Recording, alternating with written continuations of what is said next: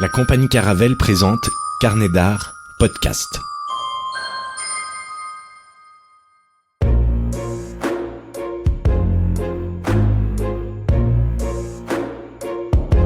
La cabane des secrets. Un invité qui parle de sa vie, son œuvre, son parcours, ses engagements, ses résonances avec la société. C'est tout l'éclectisme du monde qui se retrouve dans la cabane des secrets. Un moment intime et privilégié avec des personnalités qui se racontent pour raconter le monde. Une émission produite par Antoine Guillot, réalisée par Jérémy Buatier.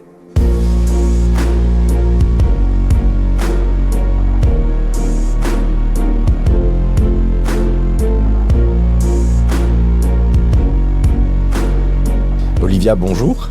Bonjour. Alors, on se retrouve là pour cette discussion. Merci d'avoir accepté cette invitation. Profil un petit peu particulier aujourd'hui dans cet entretien, puisque tu travailles depuis quelques années auprès de jeunes. Tu travailles en tant qu'éducatrice spécialisée.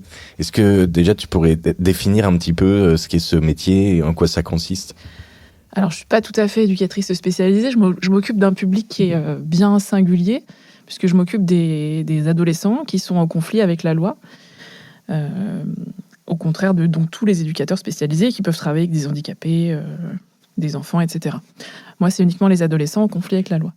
Donc, mon boulot, c'est de les accompagner, déjà à essayer de comprendre pourquoi est-ce qu'ils en sont là, pourquoi est-ce qu'ils ont commis ces délits, ces crimes, et puis d'essayer d'inverser un peu la trajectoire de leur vie qui généralement a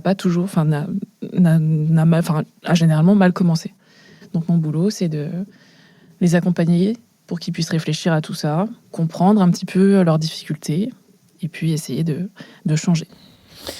Alors en plus on reviendra évidemment sur ce en quoi consiste ce travail et puis les particularités et on commence déjà à sentir que c'est de fait un engagement fort d'être à ce genre d'endroit face à ces jeunes et face aux problèmes qu'ils peuvent rencontrer.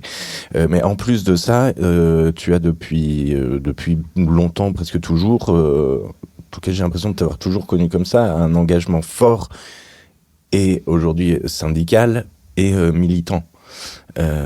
C'est quoi on peut donner la couleur déjà de ce militantisme ? Allons-y.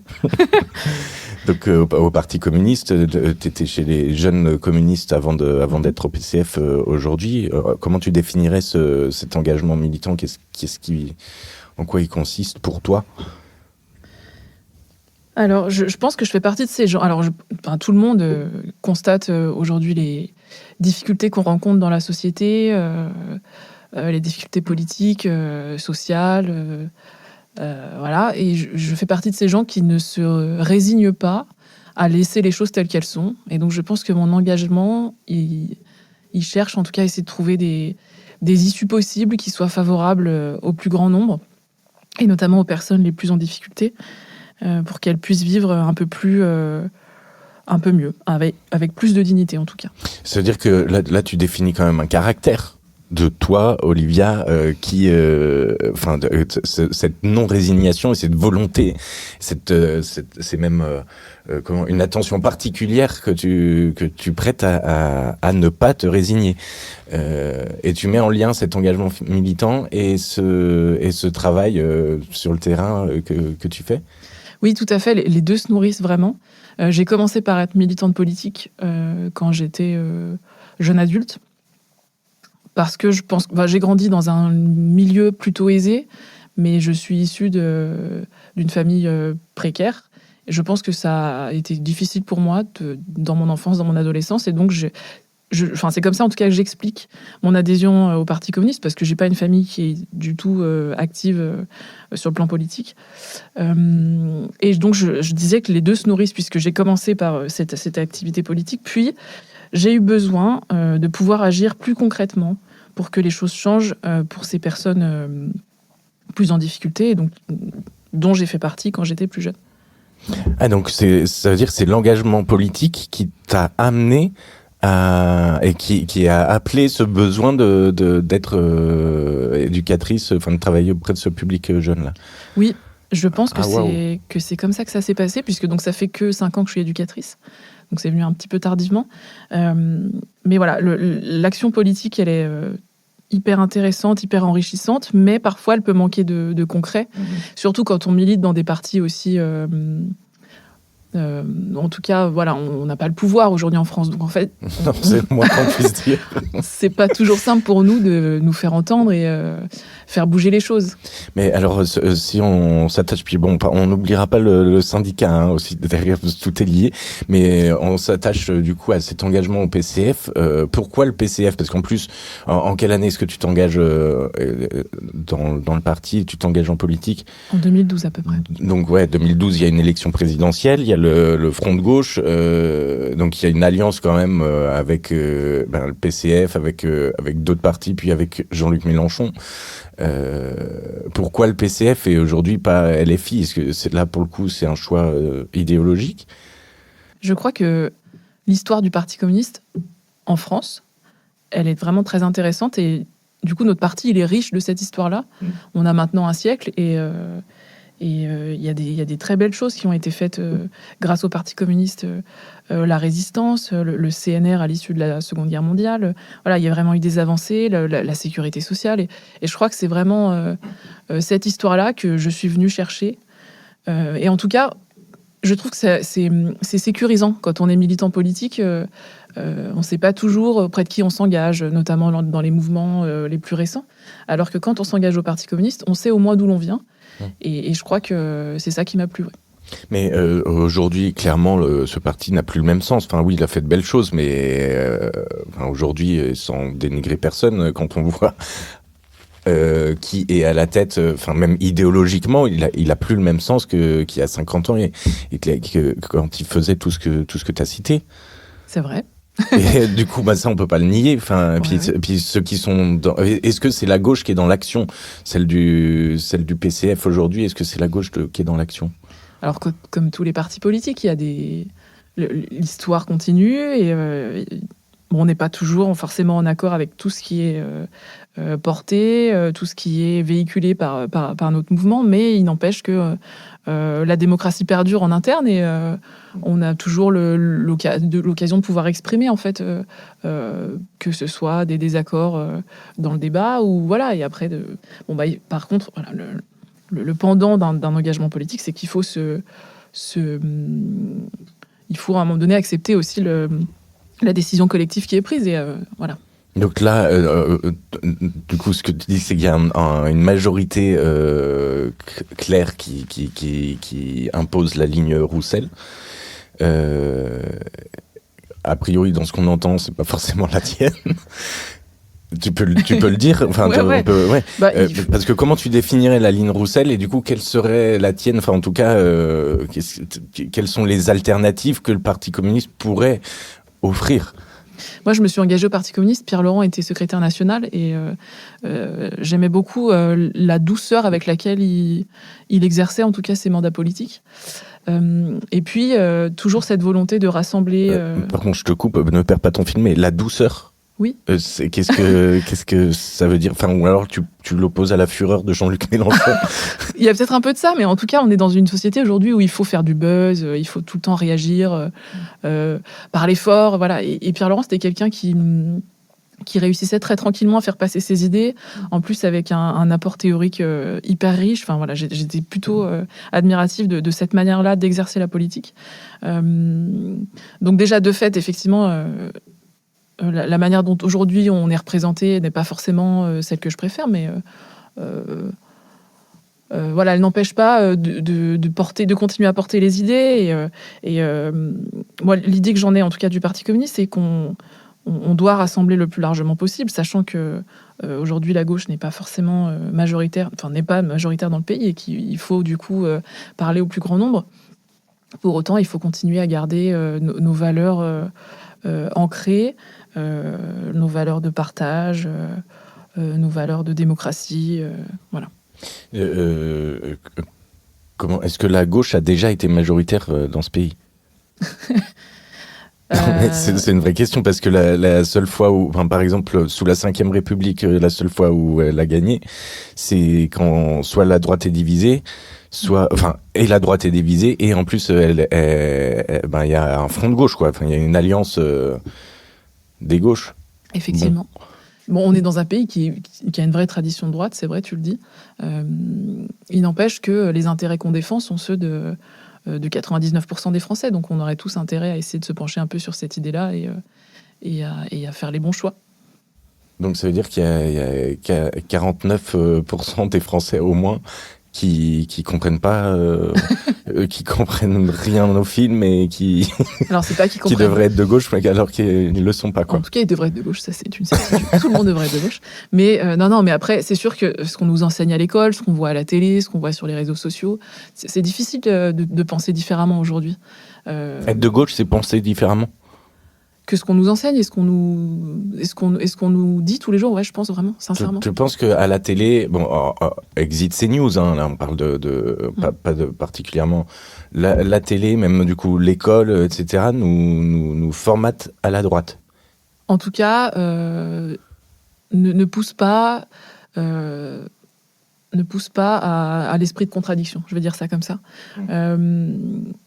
Bon, après, si je prends de manière très bateau, si je prends mon parti, le Parti communiste, ce qu'on nous enseigne à l'école, ça donne pas franchement envie d'adhérer au Parti communiste, puisque on nous enseigne Hitler Staline, et quoi. Staline. Voilà. Donc c'est sûr que c'est pas du tout attractif. Et puis, je crois qu'on nous fait croire que les alternatives ne sont pas possibles parce que il y a plus d'argent, la dette de la France qu'il faut rembourser, les services publics coûtent trop cher, voilà. Ça, on l'entend à longueur de journée. Et là, être de gauche, du coup, j'entends esprit de contradiction. Être de gauche, c'est avoir l'esprit de contradiction.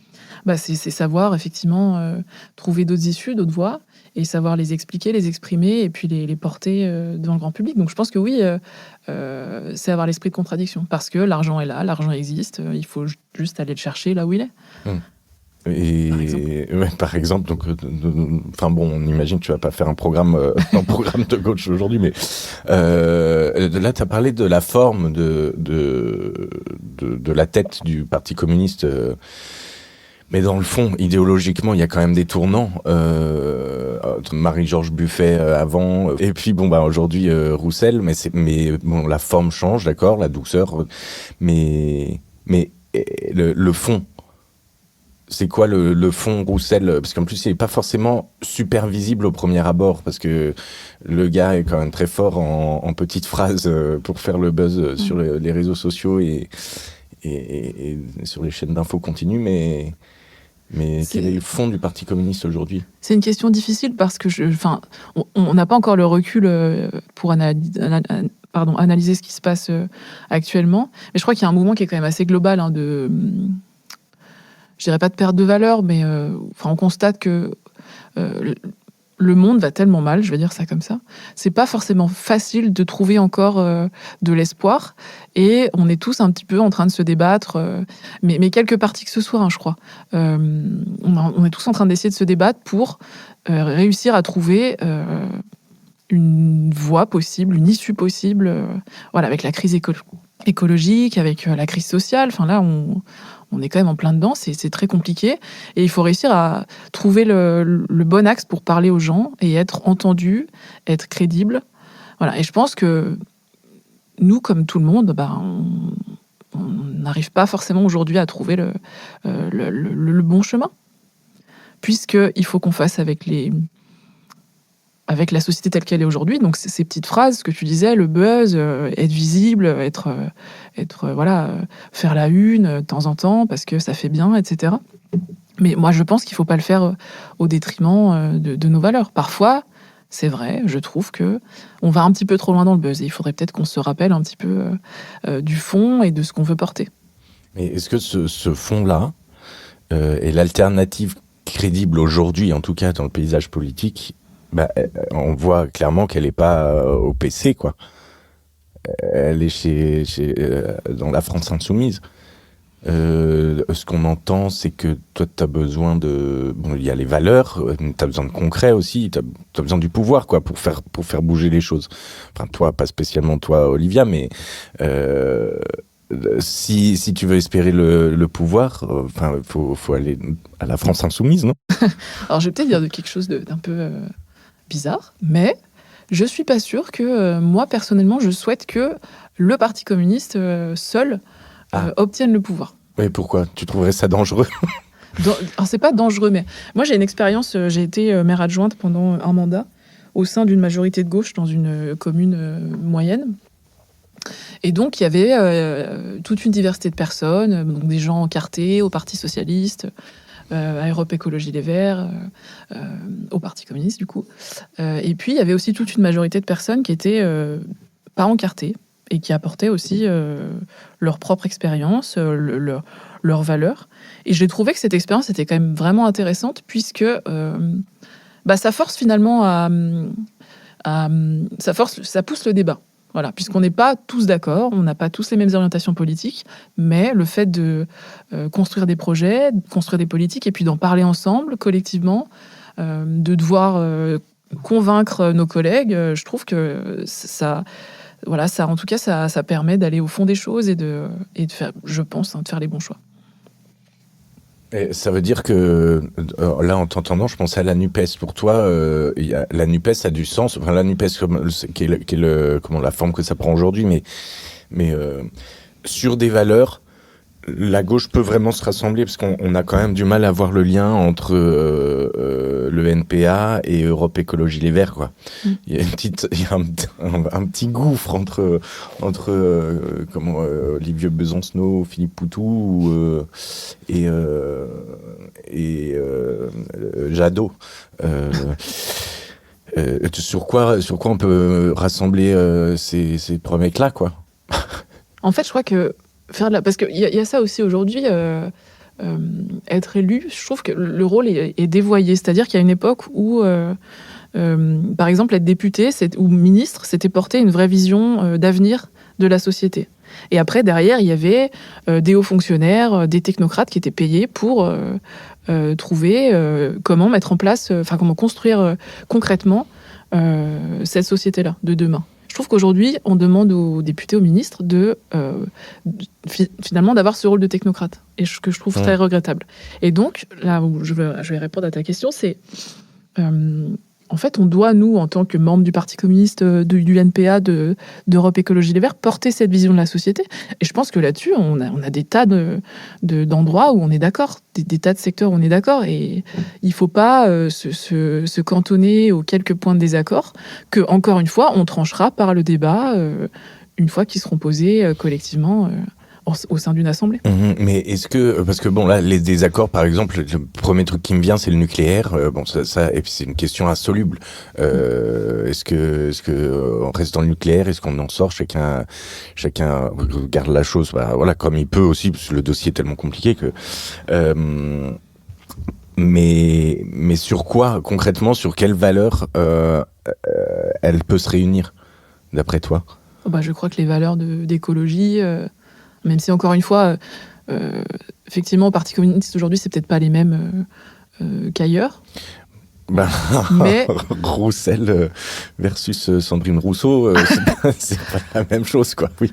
En tout cas, moi, je pense que je peux représenter une forme d'exemple, puisque je ne suis pas forcément en accord avec l'écologie que défend le Parti communiste aujourd'hui. Pour autant, je suis membre du Parti communiste et ma voix existe. Parce qu'en plus, on ne l'a pas précisé, mais tu es élu au sein du parti. Oui, je suis membre du Conseil national, exact. J'ai perdu le fil. Du coup, sur quelle valeur la gauche peut se rassembler? Les trois grands piliers, c'est la justice sociale, l'écologie et la démocratie. Je pense que là-dessus, on est tous les... D'où le nom de la NUPES, d'ailleurs. Oui, tout à fait. Et je pense que c'est une bonne base. Et il y a déjà beaucoup de choses à faire. Là-dessus, on peut construire la gauche de demain. En tout cas, moi, je le crois. Alors, si je reviens juste un poil en arrière sur, tu parles des ministres et des députés technocrates. Quand est-ce et que avant c'était pas comme ça, mais quand est-ce que tu vois grosso modo la bascule? Qu'est-ce qui a fait basculer? Je sais pas, moi, le sentiment que j'ai, c'est notamment le mandat de François Hollande et la campagne électorale qu'il a faite, où il a porté des valeurs très fortes en disant mon ennemi c'est la finance. Et puis au final, on s'est rendu compte que sous son mandat, il n'y a pas eu de grandes avancées, hormis le mariage pour tous, mais... Et du coup, je crois que c'est là où les gens se sont dit, finalement, les élus, même quand ils portent des idées différentes, ils sont un peu contraints par le capitalisme, le FMI, etc., par l'Europe, exactement. Et du coup, en tout cas, moi, c'est là que je date un peu ce tournant où on se cantonne un peu à de la technocratie et moins à une vraie vision de l'avenir de notre société. C'est la faute à Hollande. Alors, pas que. Non, mais c'est intéressant parce que tu y as cru en 2012. Alors moi, je crois que j'avais 17 ans à l'époque, donc j'ai pas pu voter. Non, j'étais Non, pas 2012, non, t'es un peu plus vieille que ça, quand exact, même. Ouais. Oh là là, je m'y perds. Oui, en tout cas, j'y ai cru. J'y ai cru, vraiment. Mais c'était la première élection présidentielle c'était la première élection à laquelle je votais, exact. Oui, je confonds avec l'élection précédente. Oui. C'était la première élection à laquelle je votais. Effectivement, c'est peut-être d'ailleurs la seule depuis où, au deuxième tour, j'ai pu un peu voter pour quelque chose qui me parlait. Oui, parce qu'on rappelle que le deuxième tour, c'était Sarkozy-Hollande. Ouais, c'est ça. Parce que depuis, on sait tous comment ça se passe, voilà. Le second tour. Mais du coup, c'est intéressant parce que toi, tu l'éclaires justement par ce faux pas et cette trahison, quelque part, de la social-démocratie de Hollande, qui, en fait, a propulsé le Front National, aujourd'hui Rassemblement National, Ouais, encore une fois, je pense que c'est plus compliqué que ça parce que c'est pareil, cette avancée de l'extrême droite, on la constate un peu partout finalement dans le monde. Donc je pense qu'il y a vraiment quelque chose qui se passe de manière complètement structurelle. Ouais, mais est-ce que ce faux pas de Hollande, il est structurel aussi? Oui, peut-être. certainement. Et c'est pour ça que je jette pas la pierre à lui. Je pense que c'est beaucoup plus profond et complexe que ça. Oui, après, on peut pas enlever toute responsabilité non plus, quoi. Non, bien sûr. Enfin, surtout il a à ces sûrement manqué de postes-là. courage. Ouais, tout à fait. Et voilà, effectivement, c'est... Et c'est intéressant parce que je trouve ça très intriguant comment ce que tu expliques, comment lui navigue encore dans la sphère médiatique, complètement déconnecté en fait de ces préoccupations-là, et parce que c'est pas la première fois. Bon, le discours que tu tiens là, on le connaît, mais a priori, il n'a aucune conscience de ça. Ou alors un énorme déni. Ouais, ou alors il est dans son personnage, j'en sais rien. Mais psychiatrique, là. Mais effectivement, après, c'est aussi le jeu des médias. Je pense qu'il s'amuse un peu de ce truc-là. Et quelque part, ça leur fait peut-être de l'audimat de recevoir notre ancien président et qui effectivement, n'est pas dans une remise en question massive de ce qu'il a pu faire à cette époque-là. Tu as un respect, parce que là, on peut peut-être tordre le cou aussi à des idées reçues qui sont les mecs de gauche, quoi, ou les filles de gauche, hein, qui sont les gens de gauche. Est-ce que tu as un respect pour l'institution? Parce que tu parles de notre ancien président, voilà. Donc, je sens une sorte d'un respect pour cette fonction-là. Ouais, tout à fait. Puis ça aussi, je pense que c'est lié à l'histoire du Parti communiste. On est tous très attachés à nos institutions. En plus, on est de fait, au Parti communiste, on défend quand même un État qui soit assez fort et qui soit protecteur, qui sécurise les citoyens. Et donc oui, je crois très fort à l'institution. Alors, évidemment pas telle qu'elle est aujourd'hui, mais je pense que c'est un garde-fou. Pas telle qu'elle est aujourd'hui et pas telle qu'elle a été hier non plus, c'est important. Ouais, tout à fait. Donc c'est une nouvelle société, une nouvelle institution que tu défends, qui est à construire, quoi. Ouais, c'est ça. Avec plus de pouvoir au peuple, plus de pouvoir aux salariés. Voilà. Alors quand on parle du communisme, évidemment, et tu l'évoquais tout à l'heure, on pense à Staline. Un mec qui nous écoute là, qui connaît pas du tout, qui a pas forcément lu Marx, disons, si je vais faire un profil type d'auditeur pour que tu puisses lui répondre, donc qui a pas forcément lu Marx, qui effectivement est allé à l'école comme tout le monde et du coup a entendu parler de Staline et associe le PCF à Staline, ce qui historiquement est pas complètement faux non plus. Comment est-ce que tu peux être droit dans tes bottes en votant PCF ou voire même en t'engageant auprès du Parti communiste. Parce que c'est pas parce que tu es au PCF aujourd'hui que tu cautionnes ce qu'a fait Staline. On est d'accord? Enfin, ça va sans dire, mais bon, il faut que ce soit clair. Je te rassure. Mais alors, quel lien, comment est-ce que le PCF assume ce lien-là et cette histoire-là? Je crois que déjà, c'est quand même pas rien, quoi. On est très attaché à la voie démocratique, c'est-à-dire qu'on ne souhaite pas prendre le pouvoir par les armes, par un coup d'État. En France, on est très attaché à la démocratie. L'URSS, il y avait un parti unique à l'époque. Donc, de fait, pour pouvoir... alors, c'est pas forcément si simple que ça, mais il n'empêche qu'il y avait ce parti unique, on va le dire comme ça. Mais du coup, pour pouvoir arriver au sommet de l'État, il fallait adhérer à ce parti-là. Et donc, qu'est-ce qui reste finalement des valeurs quand on est un peu contraint d'adhérer à un parti pour pouvoir répondre à son ambition?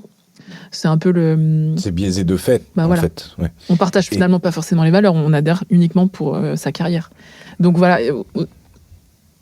qu'est-ce qui restait finalement de l'idée communiste chez Staline? On n'en sait pas trop.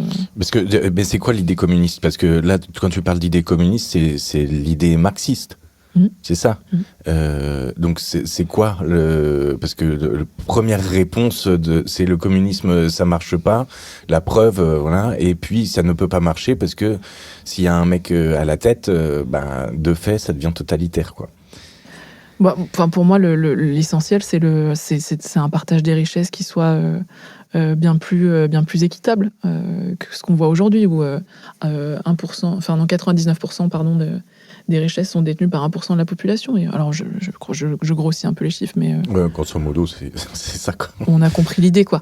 Et où effectivement, voilà, nous, en tout cas, moi, ce que je défends, c'est que tout le monde puisse avoir les mêmes chances dans la vie, de s'épanouir, de vivre dignement, et voilà, de ne pas se faire exploiter pendant 40, je ne sais plus combien, puisque maintenant la retraite est à 64 ans, mais bon, voilà, on a compris, quoi, mais... Voilà, c'est cette idée du partage des richesses qui aujourd'hui pour moi est essentielle dans l'idée communiste. Et du coup que tu défends comme centrale de cette nouvelle société. Voilà. Et donc que tu défends au Parti communiste, mais que tu défends aussi sur le terrain. Et là, on a quand même bien défriché pour comprendre concrètement avec quel bagage et quelle idéologie, quelque part, tu t'engages auprès des jeunes dont tu parlais tout à l'heure. C'est des profils un peu particuliers, les jeunes auprès desquels tu travailles. Est-ce qu'il y a un profil type? Alors non, ils sont tous extraordinaires et uniques. Mais oui, effectivement. Alors, extraordinaire au sens premier du ouais, terme. C'est ça. Extraordinaire. Ouais, c'est ça. Alors, je l'ai pas dit tout à l'heure, je crois, mais effectivement, j'interviens en détention auprès des mineurs qui sont détenus. Donc, c'est un public très singulier, mais voilà, il n'y a pas de profil type. Par contre, il y a des choses qu'on peut quand même constater au quotidien. Voilà, ils sont souvent issus de familles précaires, qui manquent de moyens pour pouvoir, à un moment donné, s'épanouir et s'émanciper, tel que n'importe qui aujourd'hui. Et voilà, c'est vrai que dans mon travail, ce que je recherche aussi, c'est de pouvoir leur apporter un peu ces choses-là, concrètement. Quand je parle aux gens de mineurs en prison, souvent, ce qui m'est renvoyé, c'est « Mais comment on en arrive à mettre des mineurs en prison ?» Alors, toi dont c'est le métier, enfin, en tout cas, de travailler auprès d'eux, effectivement, comment un mineur peut en arriver à être en prison? Enfin, qu'est-ce qu'il fait? C'est quoi? C'est des trucs super graves? Il a tué quelqu'un pour en être là? Alors, la délinquance des mineurs, c'est quelque chose de très politique. Donc, la boucle est bouclée. Et de fait, les choses évoluent en fonction des gouvernements.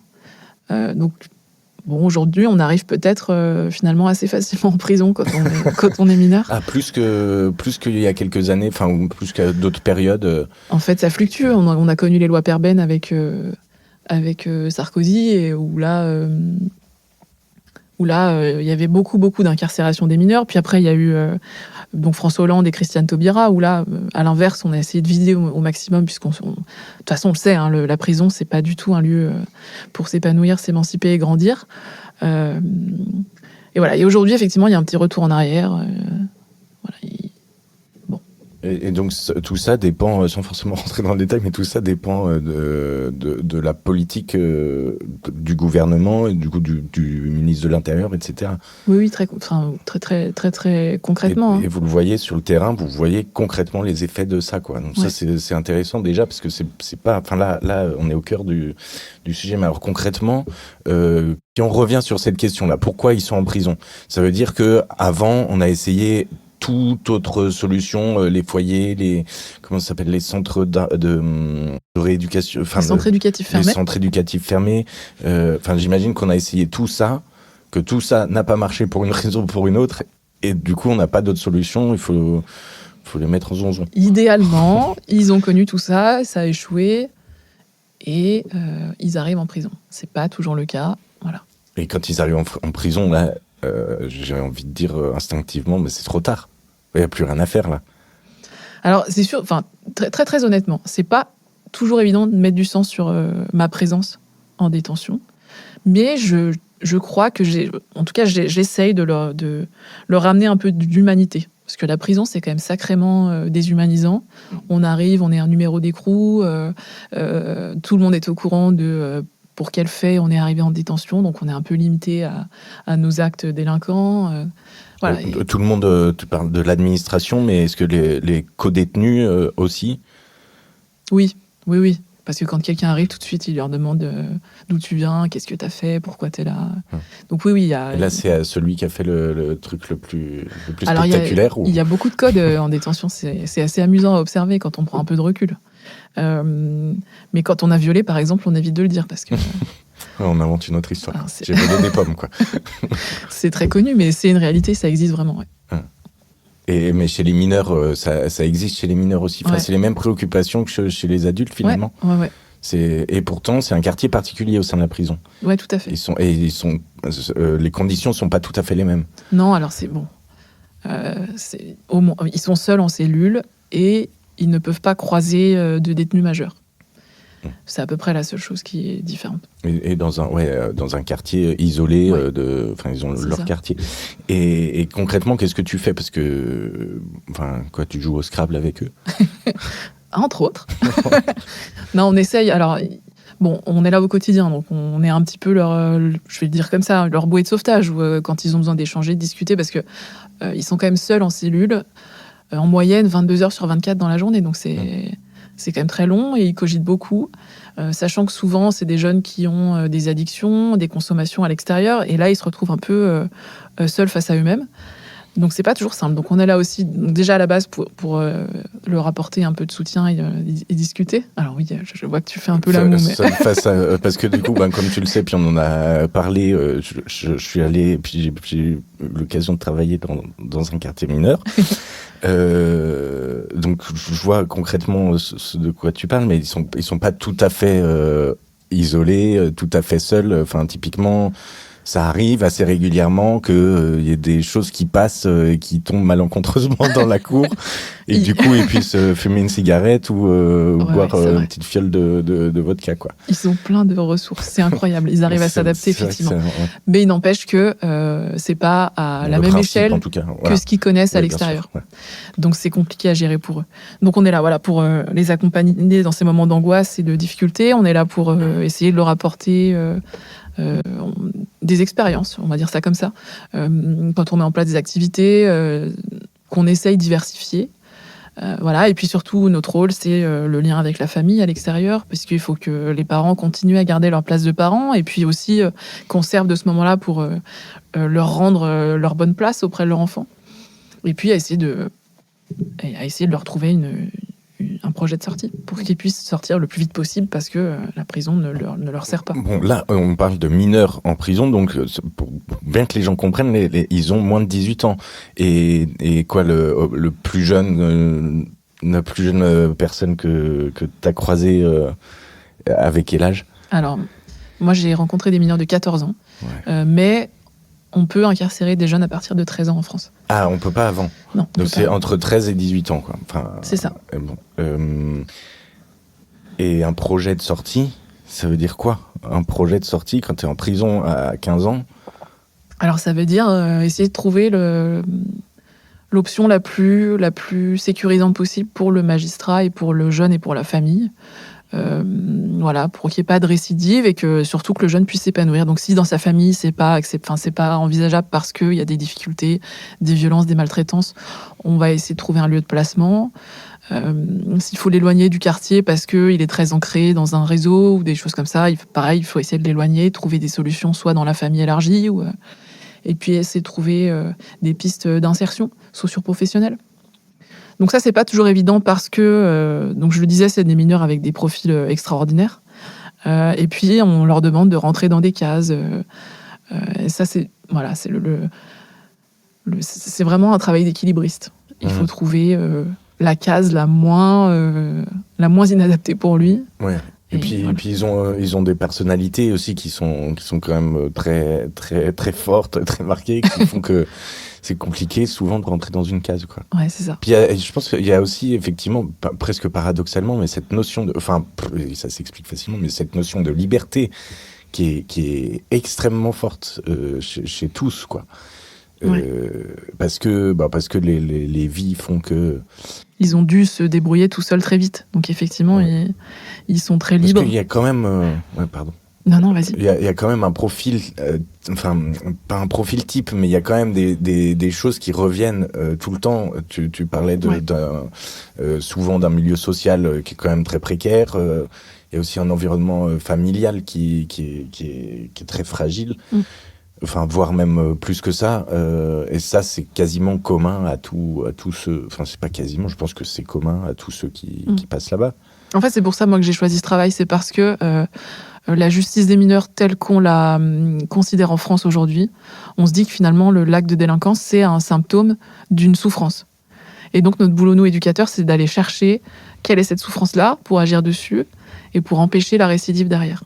On se dit ça, là tu es en train de dire qu'on se dit ça dans l'idéologie du ministère de la Justice ou du ministère de l'Intérieur, où on se dit que c'est qu'un symptôme et du coup il faut aller chercher derrière. Voilà, c'est ça.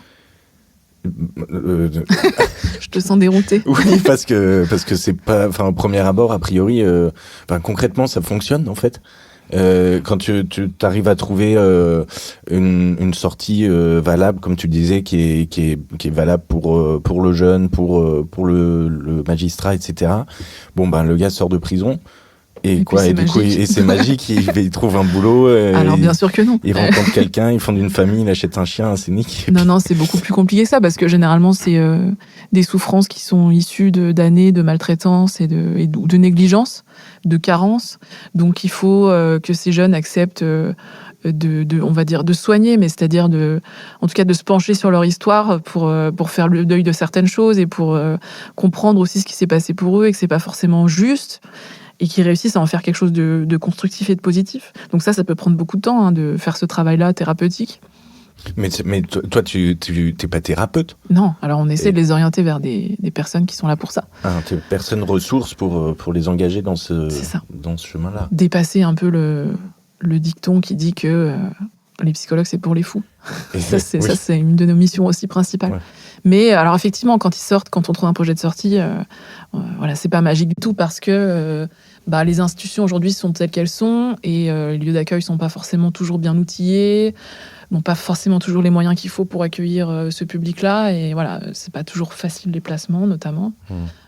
Mais bon, après c'est un parcours, donc on se dit que au bout d'un certain temps, le jeune va, à force d'entendre des choses, à force de vivre des expériences, va remettre en question un peu ce processus de délinquance dans lequel il est, et puis va trouver une porte de sortie. Mais on se dit, mais concrètement, tu le vois ?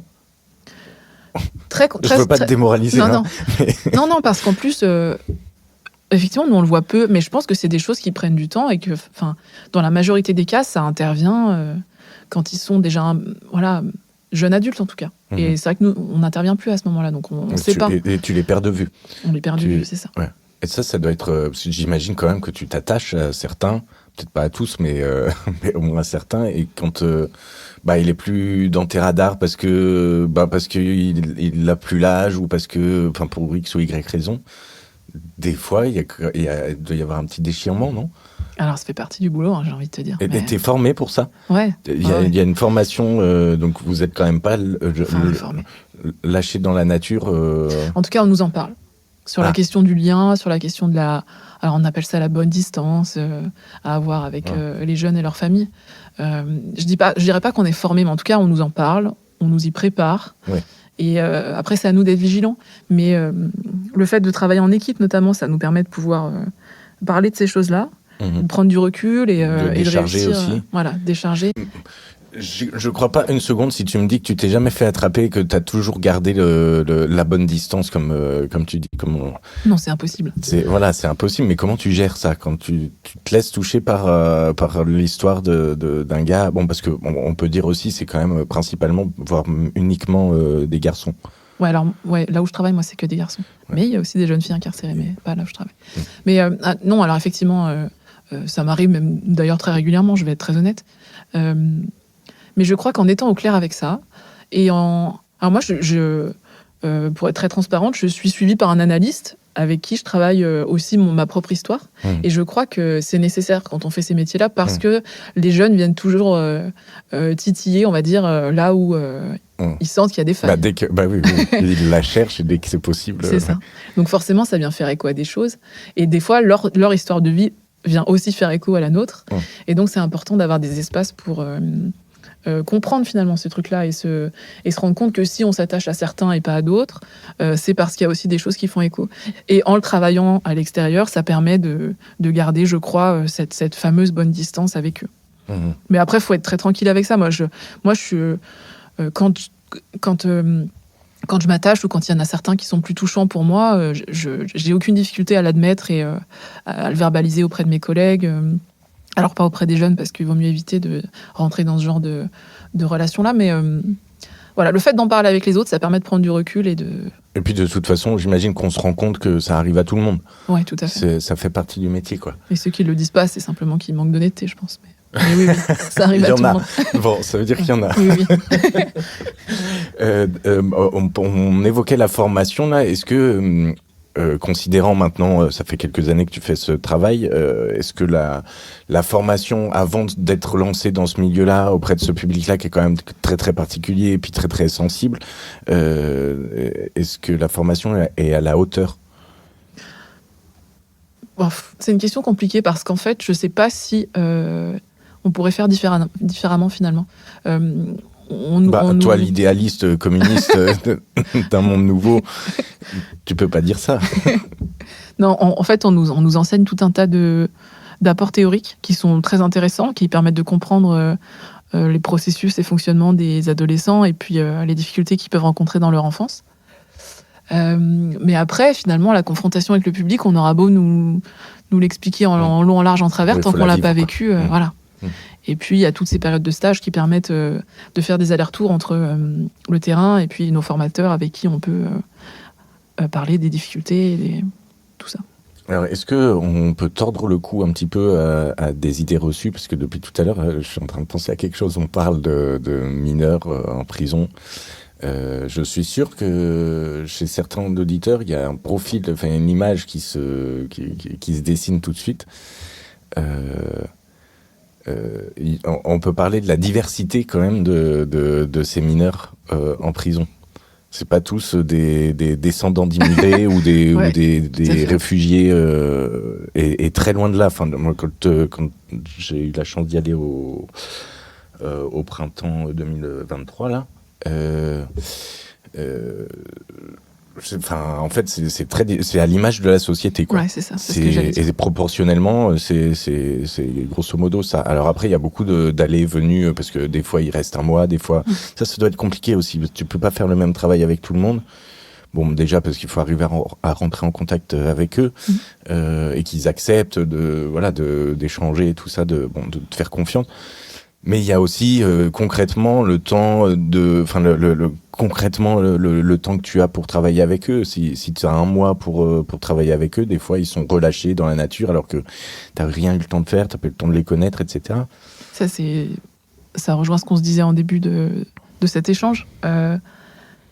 C'est très électoraliste et on constate notamment que, par exemple, sur la période estivale, on a tendance à incarcérer pas mal sur des courtes périodes parce que il n'y a pas l'école, il n'y a rien et que du coup, ils foutent un peu le bazar dans la ville. Donc, le maire, le procureur se mettent un peu d'accord pour que on le garde au chaud au moins jusqu'à septembre. Et puis, et là, c'est vrai que le travail est plus difficile parce qu'on a peu de temps et que finalement, la prison, c'est quand même quelque chose d'extrêmement traumatisant, je crois, même s'ils ne le disent pas, mais pour n'importe qui. Est-ce que, dans l'intérêt de la tranquillité publique, on ne vient pas abîmer un peu plus des jeunes qui sont déjà très en souffrance ? Donc effectivement, quand on a des courtes peines comme ça, c'est très compliqué, donc on fait le maximum, mais bon. Parce que là, en t'entendant, ce que j'entends, c'est la prison, c'est pas la solution. Non. Donc, le fonctionnement de la prison aujourd'hui fait que, ça abîme plus qu'autre chose, et à la limite, si tu passes par la case prison, t'es condamné, quoi. Enfin, sans mauvais jeu de mots, mais impossible. Enfin, du coup, tu rentres dans un cercle qui est très très difficile à briser. On constate vraiment que dans la grande majorité des cas, quand ils viennent une fois, ils reviennent après. Effectivement. Donc y compris majeurs, et du coup, dans l'autre, ils font tous les quartiers de la prison. Du coup, c'est un vrai constat d'échec. Après, c'est un vrai paradoxe. Moi, dans mon engagement syndical, on est farouchement même opposé à l'enfermement des mineurs. Pour autant, j'y travaille quand même. Et oui, c'était la question qui arrivait là derrière, parce que c'est très paradoxal. Puis à gérer pour toi, ça doit pas être, même émotionnellement, ça doit pas être évident tous les jours, quoi. Mais je dois avouer qu'il y a plein de contradictions. Il y a des profils pour lesquels quelque part ça les contient et ça les sécurise, les jeunes, d'être en prison. Pour autant, je pense pas que ce soit quelque chose de positif dans leur parcours, mais ça vient dire qu'en tout cas à l'extérieur, on n'arrive pas à leur offrir cette contenance-là et cette sécurité-là. La prison, il y répond momentanément, mais voilà. Donc parfois, ça peut quand même apporter un moment où ils soufflent, ils sortent un peu de leur trafic et de leur quotidien qui peut être très stressant. Bon.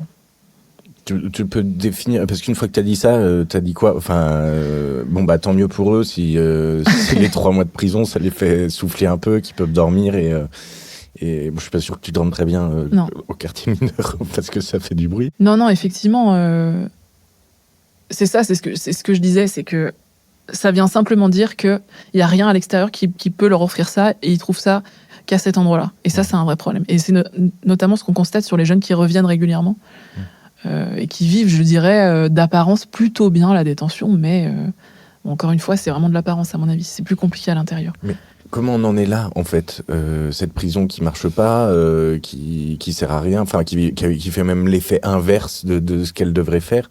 Enfin, comment on est là ? Puis on peut pas dire que, je veux dire, Michel Foucault qui écrit Surveiller et punir, ça date pas d'hier. On a du recul là-dessus, on a des analyses, on s'est regardé la chose. Il y a des penseurs qui ont pensé le truc. Comment ça se fait que la prison en est là, en 2023. Mais encore une fois, c'est cette espèce de paradoxe entre ce qui est bon pour la société, ce que les philosophes, ce que les chercheurs théorisent, et ce qu'attend la population. Parce que, encore une fois, c'est très électoraliste, et à chaque élection, on nous dit, voilà, il faut enfermer les mineurs délinquants, ils nous pourrissent la vie, ils sont violents, ils sont méchants. Et donc, voilà, avec notre système judiciaire, on vient répondre à cette demande-là de l'électorat pour gagner les élections, etc. Et en même temps, imaginons, plus de prison. Parce que quelque part, c'est dans un monde idéal, c'est ce que tu te dis, en fait, on peut faire autrement que la prison. Ouais, tout à fait. Donc disons plus de prison. Mais concrètement, qu'est-ce qu'on fait alors ? On fait des lieux de placement, des foyers qui fonctionnent. Alors pas des centres éducatifs fermés, parce que pour moi, c'est ni plus ni moins que de la privation de liberté. Voilà. C'est une mini-prison. C'est ça, exactement. C'est d'enfermement, une fois de plus. Il faut des foyers qui soient ouverts sur Enfin, ces personnes-là vont vivre dans la société avec nous. Donc il faut à un moment donné qu'ils soient aussi confrontés à celles-là. Et en les enfermant, c'est pas du tout la solution. Donc il faut des foyers, beaucoup plus de foyers qui fonctionnent avec des personnes formées, avec des moyens. travailler avec les familles. Enfin voilà, faut mettre les moyens dans le. Parce que les foyers fonctionnent pas, c'est pareil, fonctionnent pas dans ce système-là en l'état aujourd'hui. Bon, on a tous vu les documentaires Zone Interdite sur la protection de l'enfance et tout ça, mais non, c'est compliqué parce que c'est des lieux où quand on est professionnel, ça peut être très maltraitant, très difficile. Et puis en plus, on n'a pas les moyens de faire notre travail très correctement, donc forcément, le foyer périclite, quoi. Et c'est compliqué derrière d'offrir un service aux jeunes qui soit à la hauteur de leurs besoins. Oui, surtout que le service doit être personnalisé pour qu'il soit adapté et puis qu'il soit efficace, quoi. Parce que, encore une fois, on en revient comme tout le monde, on peut pas les mettre dans des cases, quoi.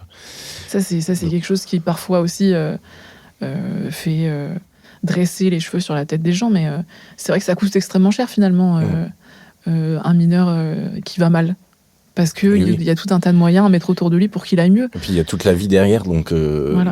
Mais on construit la société, enfin encore une fois, on construit la société de demain, et ils font partie de cette société-là, il faut qu'ils trouvent leur place et qu'on le veuille ou non. Qu'on leur offre. On peut pas nier, on peut pas les nier, quoi. Et puis, c'est ça qui est aussi difficile pour moi, c'est que je travaille donc dans un service public, et j'ai l'impression d'appartenir finalement au système qui fait qu'ils sont en difficulté aujourd'hui. Je ne sais pas si je suis très claire. Oui, si, mais il y a une contradiction terrible dans ce que tu dis. Il y a un système qui ne fonctionne pas, voire même qui empire les choses pour certains parcours, certaines personnes. Et en même temps, alors comment tu réponds à ça ?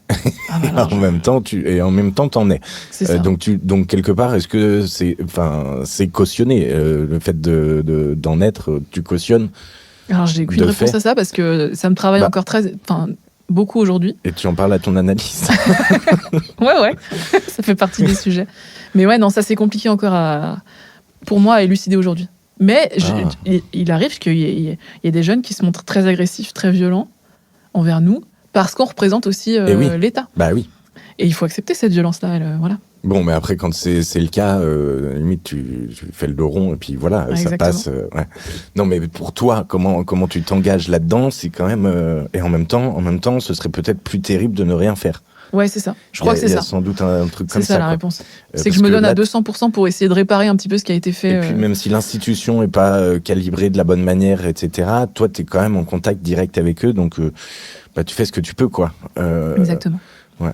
Et est-ce que ça explique aussi, parce qu'il y a quand même un dernier aspect qu'on n'a pas encore abordé, c'est celui du syndicat. Est-ce que justement le fait d'être syndicalement engagé dans ton travail, ça répond à ça pour que justement ce système change et que c'est un moyen de plus, peut-être utopiste, mais en tout cas d'essayer de faire bouger des choses et d'être dans l'action concrète, quoi. Ouais, alors moi je suis syndiquée à la FSU et dans la branche qui concerne mon travail, on est très attaché à lier les conditions de travail, qui sont un peu le cœur du syndicat, avec l'esprit de la justice des mineurs. Et je crois que, un peu comme ce que je disais pour le Parti communiste en tout début d'entretien, mais c'est très important pour moi de ne pas juste me concentrer sur les conditions de travail de mes collègues et les miennes, mais d'essayer d'enrichir finalement la pensée des politiques et leur vision de cet aspect de la société. Ah, donc le syndicalisme te permet d'agir auprès des élus plus que parce que ça veut dire quoi allier l'esprit de la justice des mineurs et les conditions de travail, en fait, c'est-à-dire que nous, à chaque fois qu'on prend la parole syndicalement, on lie l'intérêt des jeunes et des familles et nos conditions de travail. Et puis, il y a une époque où le dialogue social était beaucoup plus fort en France, et notamment dans mon institution, et où notre syndicat pouvait aussi porter des valeurs, des idées, et enrichir un texte de loi, par exemple, ou une réforme. Bon, aujourd'hui, c'est plus le cas, parce qu'on n'est plus aussi fort qu'avant, et que, dialogue social, à l'image de tout ce qu'on voit maintenant dans la société, il est assez mal en point. Mais en tout cas, à l'époque, on avait ce rôle-là. Et je crois que c'est très important de pouvoir continuer à travailler au sein dans un endroit où on est en accord avec les valeurs. Et donc, par cette action syndicale, moi, ça me permet de continuer à rester bien ancré dans mes valeurs. Mmh. Et puis oui, parce que tu es élu dans ce syndicat. Alors ouais, je suis représentante du personnel. Ouais. Donc comme je à suis chaque une fois grosse que tu passes, cumularde. voilà.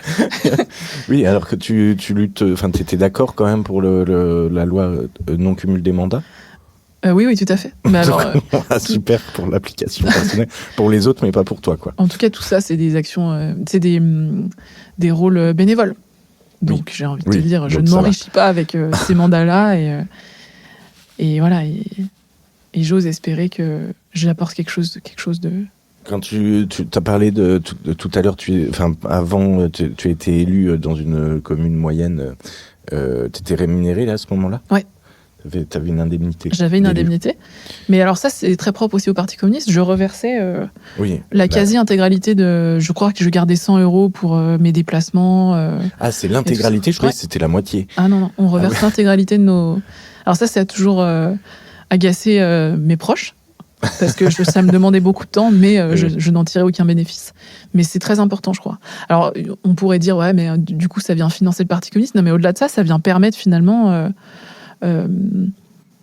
de s'organiser, d'apporter des moyens finalement à une action politique. Et c'est important. Et puis ça permet surtout, je termine, ça permet surtout que les gens ne viennent pas s'encrouter dans un rôle... oui, parce que tu fais pas ça pendant 20 ans. La politique, c'est pas un métier pour moi. Donc, voilà. Mais pour toi, ça ne devrait pas être un métier, ouais. c'est ça que tu veux dire, quoi. Ouais. Donc ça l'est pas pour toi, mais ça devrait l'être pour personne, exactement. Quoi. Et pourquoi tu as arrêté d'ailleurs ? T'as pas été réélu ou tu t'es pas représenté ? Alors, la commune dans laquelle j'étais élue, au cours de mon mandat, a fusionné avec la grosse commune chef-lieu du coin. Donc ce qui fait que l'élection suivante était quand même différente. Il n'empêche qu'on avait réussi à construire une liste de rassemblements qui était plutôt intéressante, avec donc diverses forces politiques, associatives et syndicales qui portaient des valeurs de gauche, et où j'étais partie prenante. Et puis, entre les deux tours, pour gagner la mairie, il a fallu s'allier avec les forces centristes, de droite. Non, mais macroniste, voilà, on peut le dire clairement. Voilà. On va le dire comme ça, tout à fait. Et à ce moment-là, en fait, moi, j'ai claqué la porte parce que c'était inenvisageable pour moi de rester dans une majorité avec les personnes contre lesquelles je me bats au quotidien nationalement. Mmh. Voilà. Ah oui, au PCF. C'est ça. Imagine là, tout est possible. J'ai une baguette magique et tu peux enfin dire à un des mineurs que tu as croisés dans ta carrière, tu peux lui dire un truc que tu n'as jamais pu lui dire. C'est une question super difficile. Je crois que... Parce qu'on se préserve énormément dans ce boulot-là, donc on évite de parler de notre parcours, de notre histoire. Je crois que je m'autoriserais à raconter que moi aussi je viens de loin, et que pour autant aujourd'hui je m'en sors bien, quoi. Et ça, tu vois clairement à qui tu le dirais? T'en as bien sûr. en tête? Ah oui. Okay. Oui. Ouais. Donc comme quoi tu te laisses toucher, quoi. Ah bah de toute façon j'ai pas menti tout à l'heure. Voilà. J'ai toujours ma baguette magique et là je peux prendre un message de ta part et aller le délivrer à la petite Olivia qui a 6-7 ans. Qu'est-ce que tu lui dirais aujourd'hui? Accroche-toi. Je lui dirais, parce que les années qui suivent seront pas forcément faciles, mais l'issue sera belle. Et inversement, je prends un message pour la vieille Olivia qui a 90, 95 ans, qui est toujours pas à la retraite. Mais si, parce qu'on sera au pouvoir d'ici là. Oui. Voilà. Qui sera présidente de la République. Eh ben écoute, je crois que je lui dirais, j'espère que tu es fière de moi et de ce que j'ai tenté d'accomplir. Voilà. Est-ce qu'il y a un film, un livre qui représente ta vie, ton parcours, ton engagement, tes engagements, parce que là, on l'a quand même clairement vu.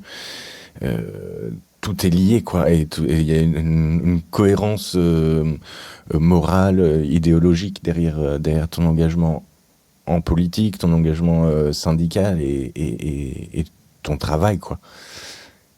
Est-ce qu'il y a un film ou un livre qui te vient en tête qui représenterait ça? Ou peut-être... Ouais. Les Misérables, qui est sorti il y a 2 ou 3 ans. J'étais presque sûr que tu allais dire ça. Ouais. En tout cas, c'est celui-là qui m'a fait comprendre, qui m'a fait prendre conscience du paradoxe de je participe à ce système, mais j'essaye aussi de le changer. Et qui t'a apaisé du coup par rapport à cette question. Ouais, c'est ça.